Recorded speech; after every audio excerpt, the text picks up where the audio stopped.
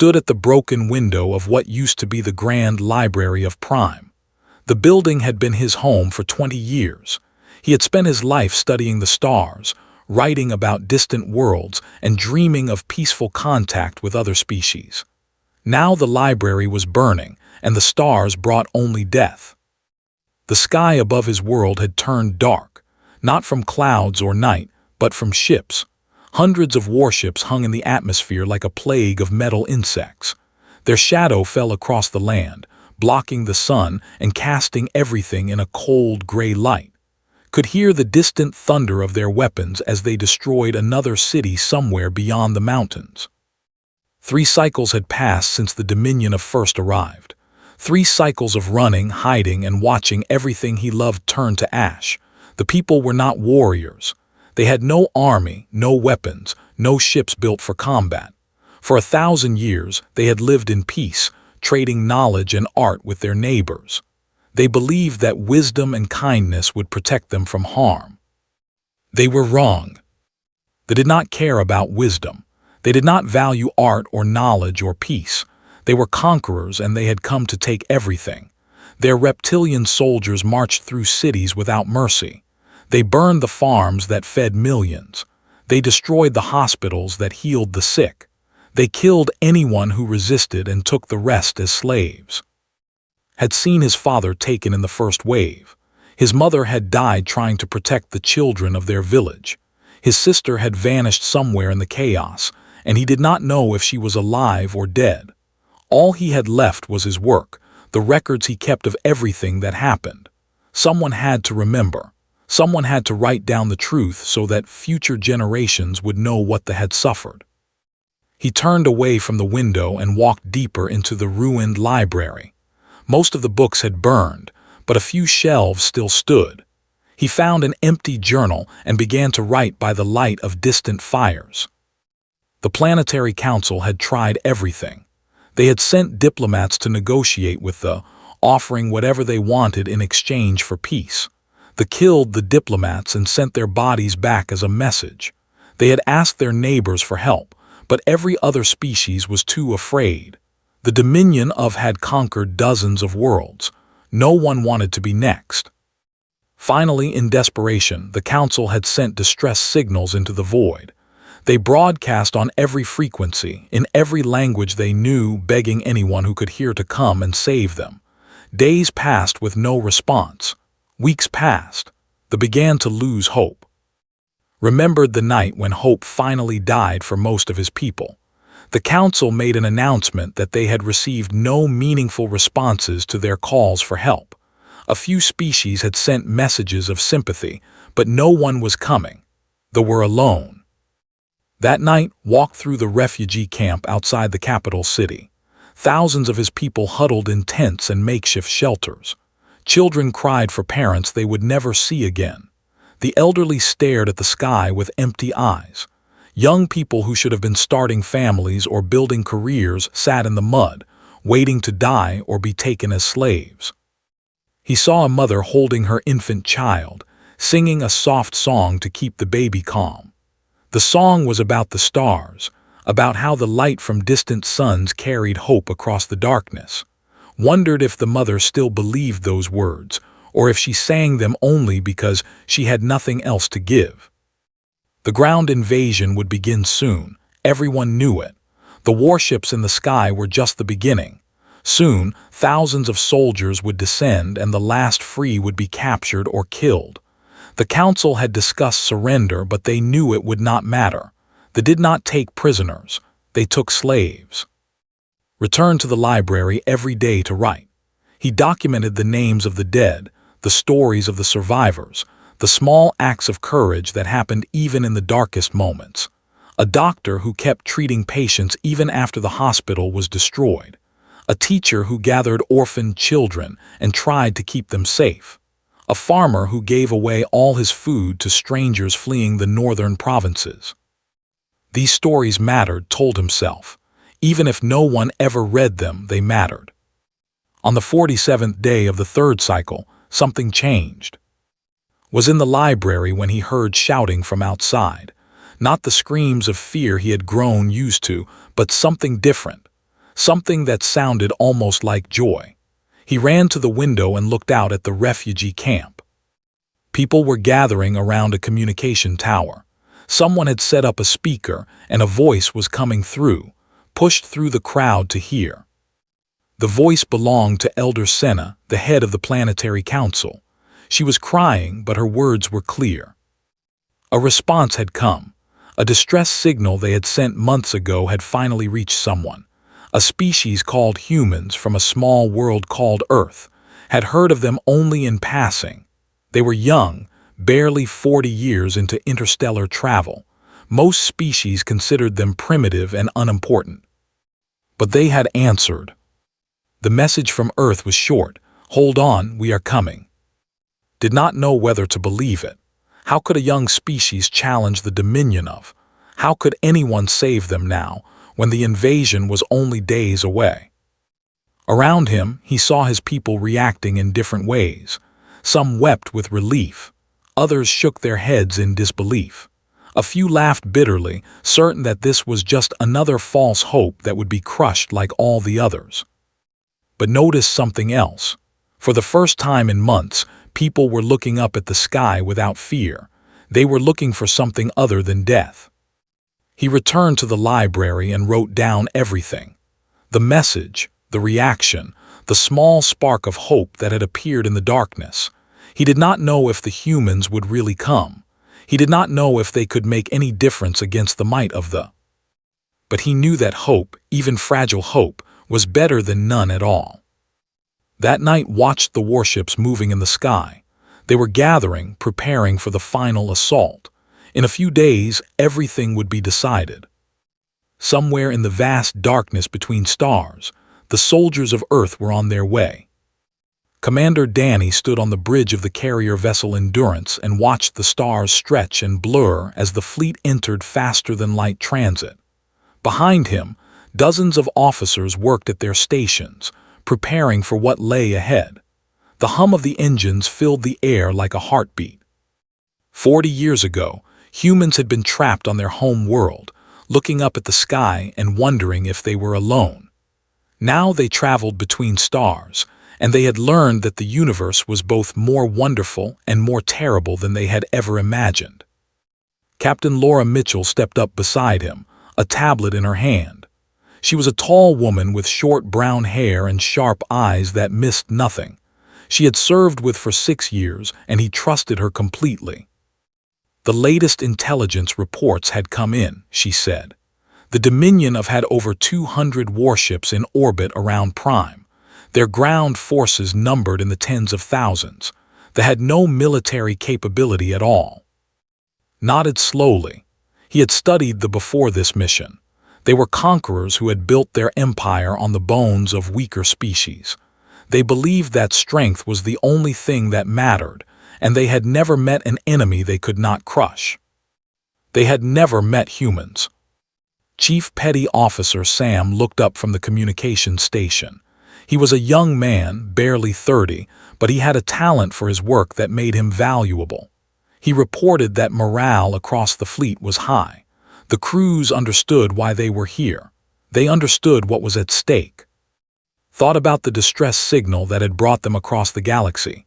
It had been a simple message, broadcast on all frequencies, begging for help. Most species had ignored it. They were too powerful, too dangerous. No one wanted to risk their own people for strangers. But humans were different. When the signal reached Earth, Admiral Kate had called an emergency meeting of the Coalition Command. The debate had been short. Yes, they were dangerous. Yes, the humans were outnumbered. Yes, there was nothing to gain from this fight except the knowledge that they had done the right thing. The vote was unanimous. The fleet would deploy within 72 hours. Remembered the faces of his crew when they received their orders. He expected fear, hesitation, doubt. Instead, he saw determination. These men and women understood something that other species did not. They understood that freedom was not just for themselves. It was for everyone. The fleet consisted of 12 warships, 4 troop carriers, and support vessels carrying everything from medical supplies to ammunition. Over 15,000 Marines and support personnel were ready to fight. It was not a large force by galactic standards, but it was everything Earth could send on short notice. Captain Mitchell asked if he really thought they could win against those odds. Smiled. Humans had been fighting against impossible odds for their entire history. They had won wars when outnumbered 10 to 1. They had survived disasters that should have destroyed them. They had a quality that confused every other species in the galaxy. They simply refused to give up. The transit lasted 3 days. During that time, met with his officers to plan their approach. They studied the formations, identified weaknesses, and developed tactics that would maximize their advantages. They were powerful, but they were also predictable. They fought the same way every time because it always worked. This time would be different. On the morning of the third day, the fleet emerged from transit at the edge of the system, stood at the main viewport and looked out at the stars. Somewhere ahead, millions of people were waiting to be saved or to die. The fate of an entire species rested on what happened next. Reported that they were picking up communications. The enemy had detected their arrival and was confused. Their databases had no records of these vessels or this species. They did not know who the humans were or why they had come. Ordered the fleet to advance at full speed. There was no point in being subtle. They would learn who they were soon enough. As they approached the planet, the scale of the enemy force became clear. The tactical display showed hundreds of red markers, each one representing a warship. They surrounded Prime like a swarm of predators circling wounded prey. Captain Mitchell looked at the display and said nothing. There was nothing to say. Everyone knew the numbers. Opened a channel to all ships in the fleet. His voice was calm and steady as he spoke. He told them that in a few minutes they would face an enemy that believed it could not be beaten. An enemy that had conquered dozens of worlds and enslaved millions of people. An enemy that thought humans were too primitive and too weak to matter. He told them that they were going to prove that enemy wrong. He told them to remember why they were here, not for glory or conquest, but because somewhere on that planet, innocent people were crying out for help, people they had never met, people who had no reason to believe that anyone cared about them. He told them that humans cared. That was what made them different. When the channel closed, the bridge was silent for a moment, then looked up and reported that the High Commander was hailing them. He wanted to know who they were and what they wanted. Told him to open the channel. He made sure it was broadcast on all frequencies so that everyone on the planet could hear. The High Commander appeared on the screen. He was a massive reptilian figure with scales like armor and eyes like burning coals. His voice was deep and filled with contempt as he demanded to know who dared approach his conquest. Stood straight and spoke clearly. He said that they were the soldiers of Earth and that this world was now under human protection. He told the commander to withdraw his forces immediately or face the consequences. The commander stared at him for a long moment. Then he began to laugh. It was a cold, cruel sound that echoed through the bridge. The commander said that humans were fools. He said that the Dominion had destroyed civilizations far older and stronger than Earth. He said that 12 ships against 200 was not a battle. It was a joke. Did not smile. He simply said that they had never fought humans before and that this would be their only warning. The commander laughed again and cut the transmission. Turned to his officers. His voice was quiet but firm as he gave the order. All ships were to prepare for combat. They were going to war. On the surface of Prime, stood in the ruins of the library and listened to the transmission that had been broadcast across the planet. He heard the human commander speak, and he heard the laugh. But he also heard something else. He heard a species that was not afraid, a species that had come across the stars not for power or wealth, but simply to help strangers who had asked. For the first time in 3 cycles, felt something stir in his chest. It was hope. The space above Prime became a storm of fire and metal. They attacked first. They launched a wave of missiles and energy beams toward the human fleet, expecting to destroy the smaller force within minutes. Their commanders had calculated the odds and found them laughable. 12 ships against 200. There was no strategy that could overcome such numbers. They were wrong. Commander had studied them for weeks before the battle. He knew how they fought. They were powerful, but they were predictable. They always formed the same formations, used the same tactics, and expected their enemies to respond in the same ways. They had conquered so many worlds that they had forgotten how to adapt. Humans had never forgotten. When the first missiles reached the fleet, the human ships were not where they were supposed to be. They had scattered in random patterns, moving in ways that made no sense to the targeting computers. The missiles passed through empty space and exploded harmlessly. Lieutenant Nick led the first fighter squadron out of the Endurance. He was a pilot with 10 years of experience and a reputation for doing things that other pilots called insane. Today, he intended to earn that reputation. His squadron of 20 fighters dove directly into the heart of the formation. They flew between the massive warships, so close that the enemy guns could not track them without risking friendly fire. Fired his missiles at point-blank range into the exposed sections of a cruiser, then pulled away before the explosion could catch him. The commanders screamed orders at their ships. They had never seen anything like this. Their enemies always approached carefully, trying to minimize losses. These humans attacked like they did not care about dying. Captain Mitchell coordinated the main battle from the Endurance bridge. She watched the tactical display and gave orders with calm precision, directing each ship where it would do the most damage. She saw patterns in the chaos that others missed and used them to turn the battle in their favor. Sergeant commanded a boarding team on a heading toward a cruiser. Her mission was simple: get inside the enemy ship, take control, and turn its weapons against the rest of the fleet. They punched through the hull of the cruiser and led her team into the dark corridors. Soldiers were waiting for them. The reptilian warriors were larger and stronger than humans, with claws that could tear through armor and teeth that could crush bone. Did not hesitate. She opened fire and charged forward. The battle inside the ship was brutal and close. They fought with savage fury, but the humans fought with something else. They fought with the knowledge that millions of innocent lives depended on them. They fought with the memory of every person they had ever lost.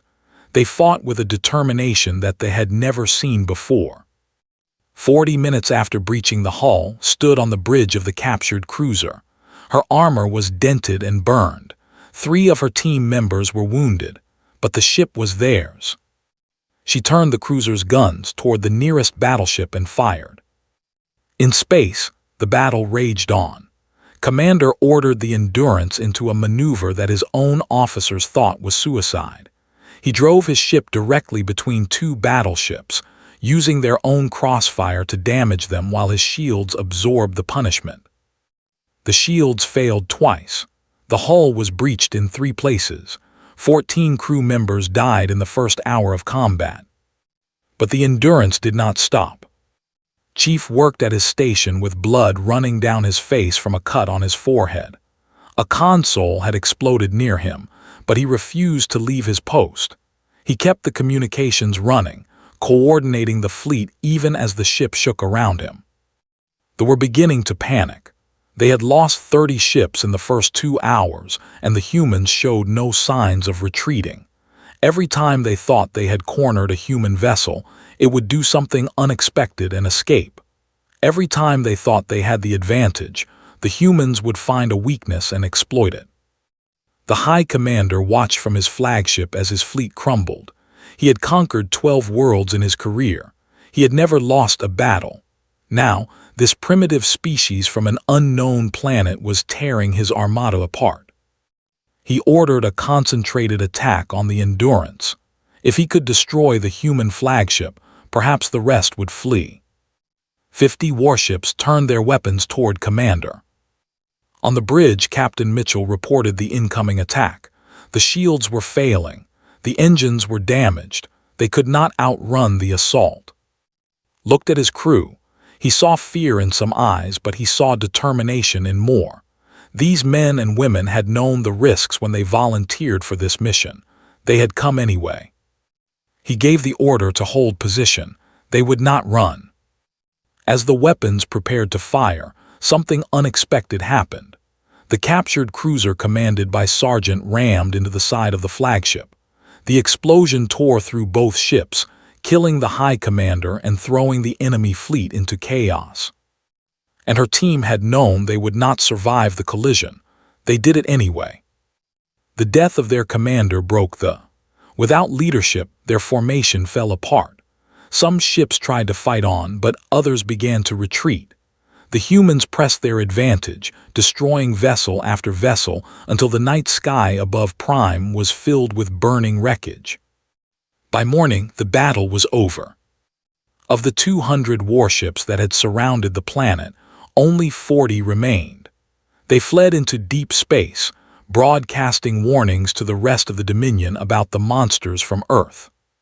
The human fleet had lost 4 ships and over 2,000 personnel. The Endurance was barely functional, held together by emergency repairs and the will of its crew. But they had won. On the surface of Prime, watched the explosions in the sky all through the night. He saw the flash of weapons and the glow of burning ships. He did not know who was winning until the sun rose and the warships began to disappear. He fell to his knees and wept. Around him, others were emerging from their shelters. They looked up at the sky where death had hung for 3 cycles. The shadow was gone. The darkness had lifted. And in orbit above their world, battered but victorious, the soldiers of Earth prepared for the next phase of the liberation. The battle in space was won, but the ground forces remained, and the war was not over yet. The victory in space meant nothing if the ground forces were not stopped. Over 8,000 enemy soldiers had already landed on Prime before the human fleet arrived. They had spread across the countryside, burning villages and capturing civilians for transport to slave markets. Now, with their fleet destroyed, they had nowhere to retreat. They would fight to the death. Major Chris led the first wave of Marines to the surface. His drop pod screamed through the atmosphere, shaking violently as heat washed over the hull. Through the small viewport, he could see the land below, green fields by craters and fire. The pod slammed into the ground and the doors blew open.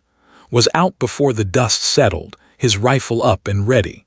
Around him, more pods were landing, each one carrying soldiers ready to fight. They had expected the humans to land near the capital city, where the surviving leadership was hiding. Instead, brought his forces down directly in the path of the largest enemy column. They were outnumbered 3-1, but that was fine. They were not here to run. Sergeant Pete Garrison set up his squad in the ruins of a temple. The ancient building had thick walls and good sight lines. It would be easy to defend. He had 24 Marines under his command. The column approaching their position had over 300 soldiers. One of his younger soldiers asked if they should call for reinforcements. Garrison shook his head. Reinforcements were hours away. They would hold this position themselves or die trying. They attacked at noon. They came across the open field in a wave of scales and claws, screaming war cries that had terrified a dozen worlds. Their weapons fired streams of plasma that melted stone and burned flesh. They expected the humans to break and run, as every other species had done. The humans did not run. Garrison gave the order to open fire. The thunder of human rifles filled the air, and the first wave of soldiers fell. More came behind them, climbing over the bodies of the fallen. The battle lasted for hours.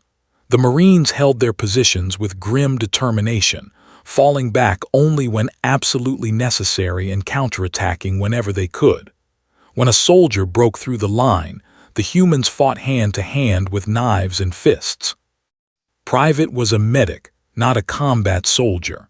Her job was to save lives, not take them. But when they overran the eastern wall of the temple, she picked up a rifle and fought alongside her comrades. She killed 3 enemy soldiers before a plasma bolt struck her leg. Even then, she kept fighting, dragging herself behind cover and continuing to fire until the breach was sealed. Corporal Amy Tran had run out of anti-armor missiles hours ago. When they brought up 2 armored vehicles to break through the defenses, she had to improvise.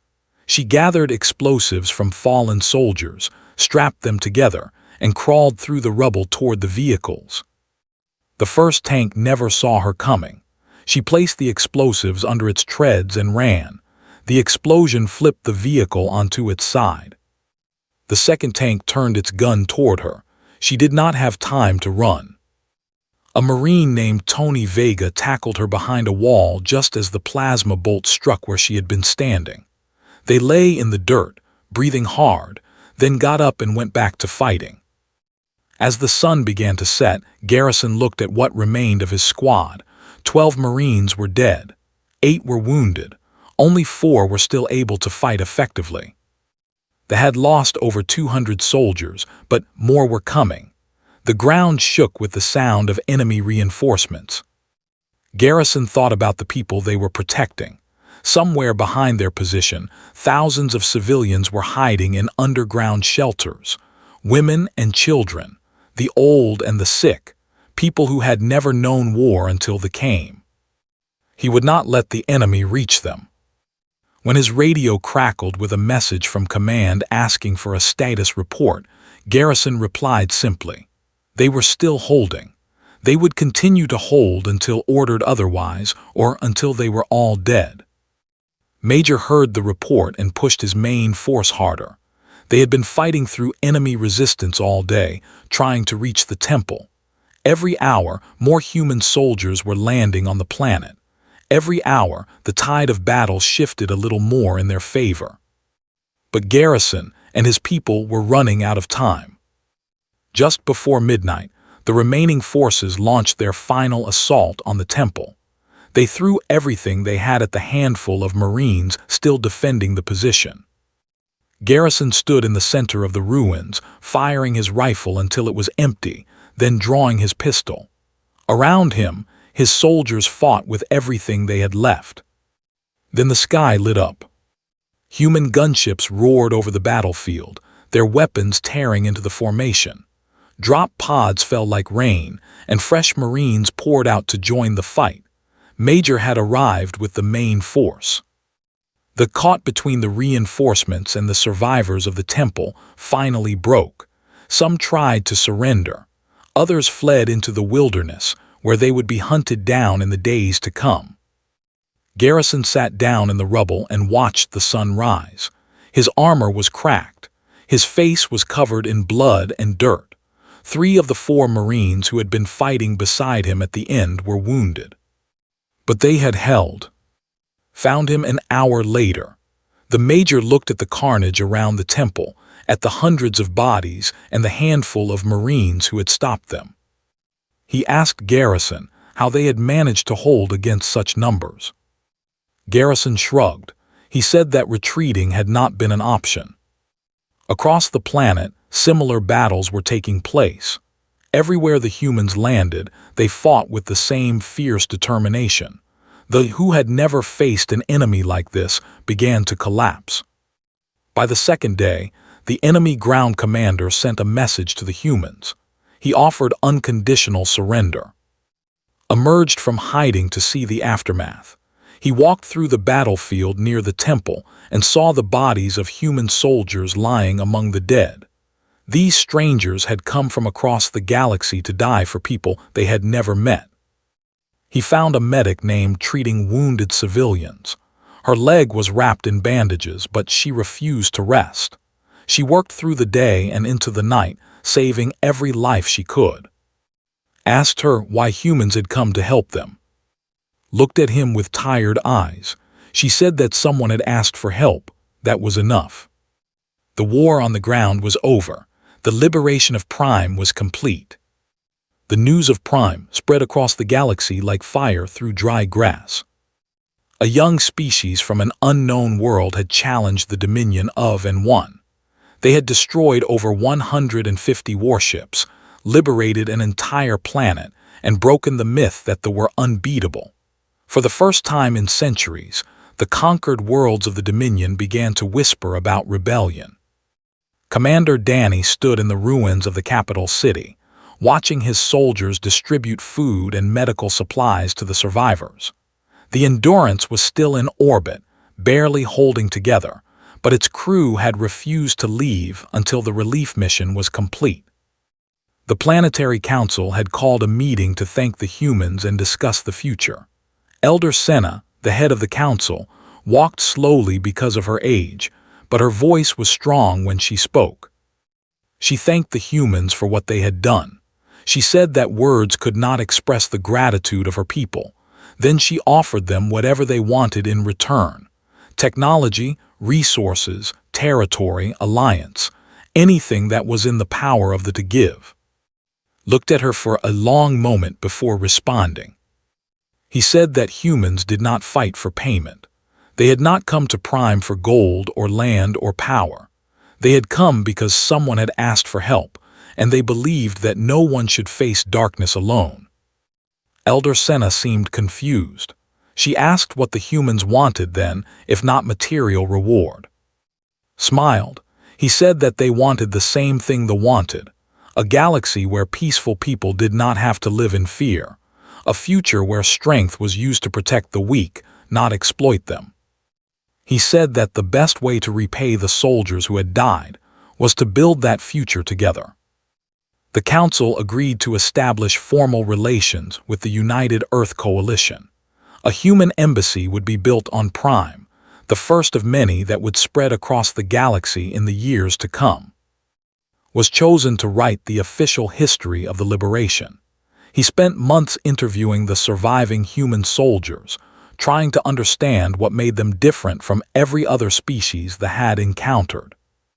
He spoke with Major about the ground campaign, told him about the soldiers who had died holding impossible positions, the medics who had worked without sleep, the pilots who had flown into certain death to give their comrades a chance. Asked if humans were not afraid of death. Laughed. He said that humans were terrified of death. They loved life more than almost anything, but they loved some things even more. They loved their families, their friends, their ideals, and when those things were threatened, fear became less important than duty. Spoke with Captain Mitchell about the space battle. She explained the tactics they had used, the risks they had taken, the moments when victory had seemed impossible. He asked her if she had ever considered retreating when the odds became clear. Mitchell shook her head. She said that retreating would have meant abandoning the people to slavery and death. That was not an option humans could accept.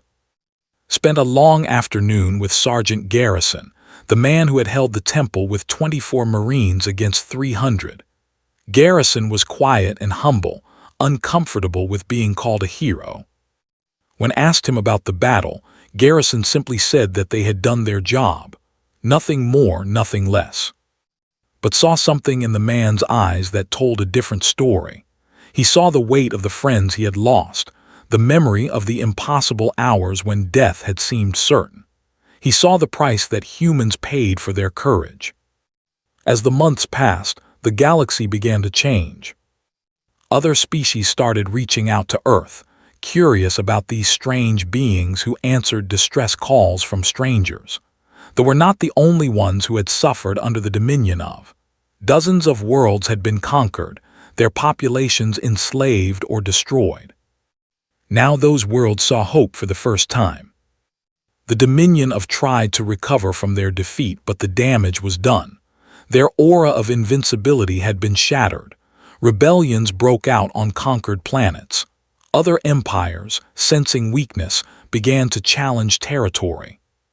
Within a decade, the Dominion would collapse entirely, its worlds liberated or abandoned, its military scattered and defeated. The empire that had terrorized the galaxy for centuries would become nothing more than a warning in history books. And humans would be remembered as the ones who had struck the first blow. Finished his chronicle of the liberation on the anniversary of the battle. He sat in the rebuilt Grand Library, surrounded by new books and young students eager to learn about the universe. He read the final passage, aloud to a gathering of inhuman dignitaries. He wrote about the day when all hope seemed lost, when the sky was dark with enemy ships and the future held only death or chains. He wrote about the message that had come from across the stars, the simple words that had changed everything. "Hold on, we are coming." He wrote about the soldiers who had descended from the heavens, not as conquerors but as liberators. He wrote about their courage, their sacrifice, their refusal to abandon strangers in their time of need. He wrote that humans were not perfect. They had flaws and weaknesses like any species. They argued among themselves, made mistakes, and sometimes failed to live up to their own ideals. But when it mattered most, when innocent lives hung in the balance, they stood up, they fought, they died, and they never stopped coming until the job was done. Ended his chronicle with words that would be quoted across civilizations for generations to come. He wrote that he had seen his people cry out for hope when all hope seemed lost. And from the stars came the soldiers of Earth, not as conquerors, but as brothers and sisters they had never known they had. He wrote that humans taught the galaxy something important. They taught them that courage was not the absence of fear, but the refusal to let fear silence compassion. He wrote that the universe had new guardians now, and they came from a small blue world called Earth. Commander attended the reading. When it was finished, he shook his hand and thanked him for telling their story. Said that it was his honor. He said that as long as they remembered what humans had done, the sacrifice of those who fell would never be forgotten. Nodded, he looked out the window of the library at the night sky, where the stars shone bright and clear. Somewhere out there, he knew, someone else was crying out for help. And Earth would answer,